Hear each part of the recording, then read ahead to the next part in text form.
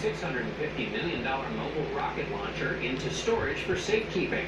Others are launching themselves towards stores and gas stations to stock up. David Bagno is in Cocoa Beach, where folks are lining up for sandbags. David? John, the line to get sandbags has been close to a half mile today. People have been waiting. How long have you been here, ma'am?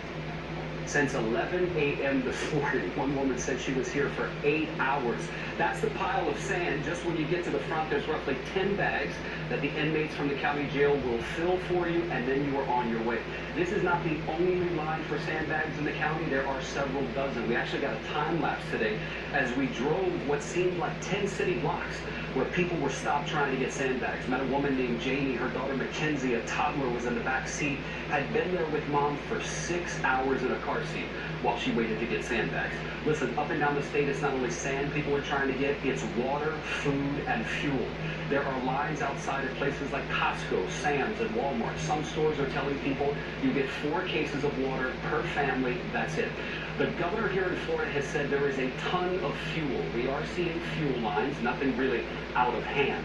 Speaking of the governor, he's declared a state of emergency for every single county in Florida, and he said today, I did that because the cone of uncertainty is so wide, we don't know if it's going to hit Miami or Jacksonville or somewhere in between.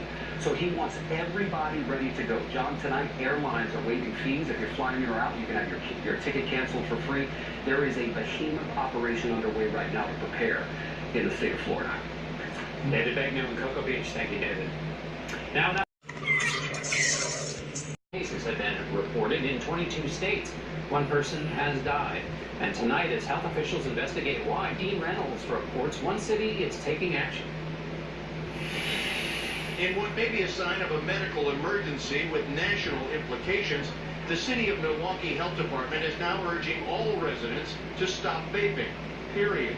Beginning in July, 16 teenagers that have come in with severe lung injuries and disease that needed to be hospitalized.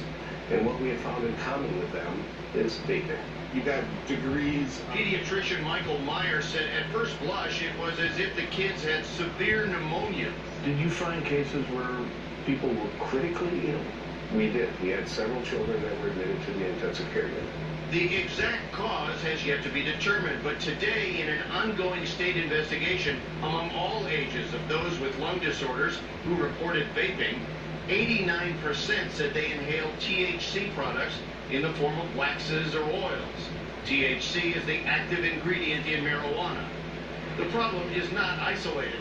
In Utah, 20-year-old Alexander Mitchell was placed in intensive care after vaping, and now his lung capacity has been diminished by 25%.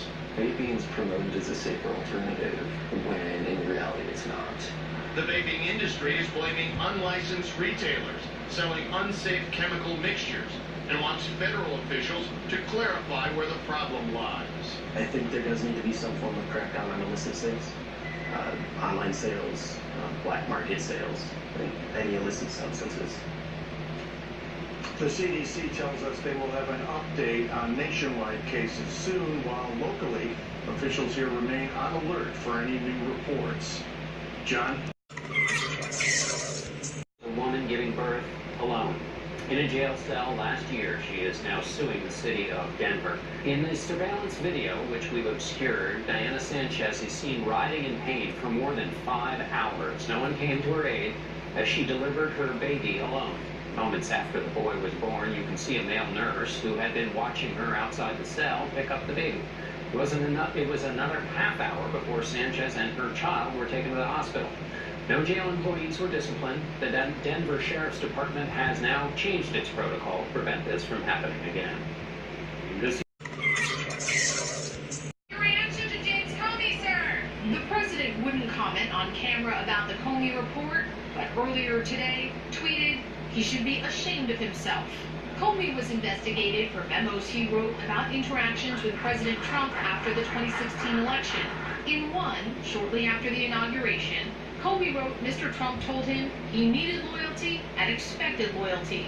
Then, after Mr. Trump fired him in May 2017, Comey asked a friend to give the memos to the New York Times. I asked him to because I thought that might prompt the appointment of a special counsel. The tactic worked. Robert Mueller was appointed special counsel. But today, the Inspector General said Comey had several other lawful options available to him and that his actions set a dangerous example. The IG criticized Comey for keeping and leaking the memos, but wrote that while they did contain some classified material, there was no evidence that Comey or his attorney released any of the classified information to the press. Comey declared victory, tweeting, "To all those who spent 2 years talking about me going to jail, ask yourselves why you still trust people who gave you bad info for so long, including the president." But Comey may not be totally clear just yet. The Inspector General is expected to release another report about the origins of the Russia investigation. And Attorney General William Barr has tapped the U.S. Attorney in Connecticut to handle any criminal conduct that's uncovered. John? Paul Reed in Washington at the White House. They are facing possible deportation due to a change in policy by the Trump administration. The children are here legally, many suffering from serious diseases, including cancer. Harold Barnett in Boston reports on one family's struggle. This is how 16-year-old Jonathan Sanchez stays alive. A vibrating vest, nebulizer, and special medication helping him battle cystic fibrosis, the life-threatening disorder damaging his lungs and digestive system. It also claimed the life of his sister Samantha back in Honduras when she was just 6 months old. Livia se complicó. She got worse, his mother tells me, and one morning she passed away. En la madrugada ella falleció.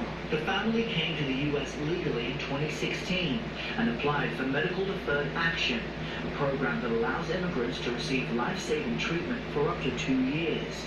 But on Monday they received this denial notice giving them 30 days to leave the country or face deportation. Receiving the notice like this hit in this moment. I don't know what will happen in the future. As part of new Trump administration policy, the nation's Citizenship and Immigration Service changed the medical deferment program, leaving hundreds of immigrant children in limbo. CBS News reached out to USCIS, which did not give us a reason for the sudden change, but it did tell us that Immigrations and Customs Enforcement will now handle the applications. But when we reached out to ICE, they told us that is not true, telling CBS News it has no policy or program to deal with medical deferred action and that there's no plan to take it over. While wearing his New England Patriots t-shirt, Jonathan made his opinion on potentially leaving the country clear. The letter in the words and saying that we need to leave the country 33 days. But in my perspective, it's making legal homicide. After our interview, Mariella succumbed to the emotional weight of their situation.